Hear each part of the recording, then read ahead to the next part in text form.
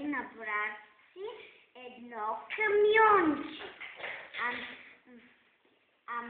И майка му да му купи книжка и кукла.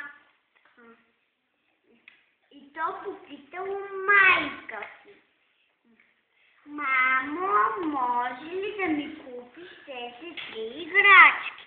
И майката казала да. И влезли в магазина за играчки. И майката решила да попита колко струват тези играчки.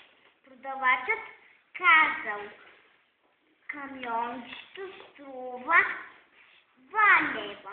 Книжката също струва 2 лева. А куклата 6 лева. Колко лева трябват на майката, за да купи тези 3 играчки? И колко и трябват? Трябват и 10 лева. Ти харесват ли ти тези играчки? Искаш ли ги? Към куклата и книжката. И защо камиончето? Да.